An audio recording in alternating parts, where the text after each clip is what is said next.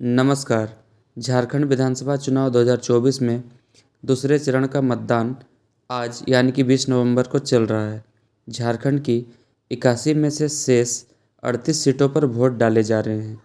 झारखंड विधानसभा चुनाव के नतीजे 23 नवंबर को आएंगे। इससे पहले सट्टा बाजार ने झारखंड विधानसभा चुनाव 2024 को लेकर अनुमान जारी किए हैं, जो काफ़ी चौंकाने वाले हैं। दरअसल झारखंड में अभी झारखंड मुक्ति मोर्चा की अगुवाई वाले इंडिया ब्लॉक की सरकार है। हेमंत सोरेन इसके मुख्यमंत्री हैं। इंडिया ब्लॉक ने सत्ता में वापसी के लिए जहां पूरी ताकत झोंक रखी है, वहीं दूसरी ओर भारतीय जनता पार्टी के नेतृत्व वाले राष्ट्रीय जनतांत्रिक गठबंधन यानी कि एनडीए ने झारखंड विधानसभा चुनाव 2024 में जीत के लिए हर सियासी दांव लगा रखे हैं। वहीं युवाओं की नई उभरी पार्टी जेएलकेएम ने भी पुनः राज्य की राजनीति को काफ़ी रोचक बना दिया है। सट्टा बाजार में क्या निर्धारण किया गया है, इसे जानने से पहले आइए जानते हैं झारखंड के चुनावी इतिहास के बारे में। अब तक के चुनावी इतिहास की बात करें तो झारखंड में आज तक किसी भी पार्टी को अकेले सरकार बनाने के लिए जादुई आंकड़ा नहीं मिल पाया है। सूबे का सियासी त्रिकोण ऐसा है कि केवल मात्र 4 पार्टियां ही सीटों के मामले में दहाई का आंकड़ा पार कर सकी हैं। 24 साल के इतिहास में राज्य ने 13 मुख्यमंत्री देखे हैं। साथ ही साथ 3 बार यहाँ राष्ट्रपति शासन भी लगाया जा चुका है और एक बार निर्दलीय विधायक को मुख्यमंत्री की कुर्सी सौंपी गई है। राज्य का नाम आते ही जेहन में एक ऐसी तस्वीर उभर कर आती है जो अस्थिर राज्य को दर्शाती है। लेकिन इस अस्थिरता के पीछे क्या कारण है, आइए समझते हैं।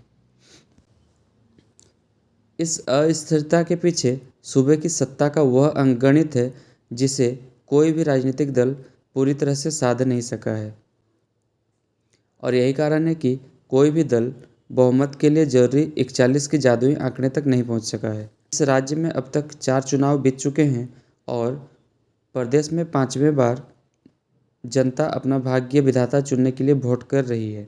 ऐसे में बात चुनावी अतीत की भी हो रही है। बहुमत के लिए जहां जादुई आंकड़ा 41 सीटों का है, देखने में भले ही यह संख्या बहुत कम लगती हो, लेकिन झारखंड के चुनावी समर में उतरने वाले हर दल के लिए यही संख्या किसी बहुत ऊंचे पर्वत चोटी से कम नज़र नहीं आता है। कम से कम अभी तक हुए 4 विधानसभा चुनावों में तो कोई भी दल इस आंकड़े तक नहीं पहुंच सका है। बात करें झारखंड चुनाव 2014 में, तो भारतीय जनता पार्टी को अब तक सबसे अधिक 37 सीटों पर जीत मिली है और यही सूबे के चुनावी इतिहास का किसी भी दल का सर्वश्रेष्ठ प्रदर्शन है। झारखंड चुनावों के अतीत पर नज़र डालें तो सूबे में अब तक केवल एक चुनाव में ऐसा हो सका है जब 4 पार्टियों को 10 या उससे ज़्यादा सीटों पर जीत मिली थी। ऐसा वर्ष 2009 के विधानसभा चुनाव में हुआ था, जब बीजेपी और झारखंड मुक्ति मोर्चा दोनों ही पार्टियों को 18-18 सीटों पर जीत मिली थी। साथ ही साथ कांग्रेस को 14 और झारखंड विकास मोर्चा ने 11 सीटें जीती थी। वर्ष 2009 के विधानसभा चुनाव से पहले या उसके बाद ऐसा कभी नहीं देखने को मिला है जब 3 से ज़्यादा पार्टियों ने दहाई का आंकड़ा पार किया हो। झारखंड में विधानसभा चुनाव और यहाँ के राजनीतिक माहौल को देखते हुए सट्टा बाजार का अनुमान है कि झारखंड में भाजपा गठबंधन को 50 से 55 सीटें मिल सकती है, जिसका सेशन मूल्य 25 से 35 पैसों का है। इसकी वजह यह भी मानी जा रही है कि झारखंड विधानसभा चुनाव 2024 छात्रों का आंदोलन, गठबंधन के किए गए वादों को पूरा न कर पाना तथा बांग्लादेशी मुद्दों ने खासकर भाजपा के पक्ष में माहौल बनाया है। वहीं इंडिया गठबंधन को 15 से 25 सीटें मिलने की संभावना जताई जा रही है। साथ ही साथ टाइगर जयराम महतो की पार्टी जेएलकेएम को 4 से 7 सीटें मिलने की संभावना जताई जा रही है। आशा है आप लोगों को आज का यह वीडियो पसंद आया होगा।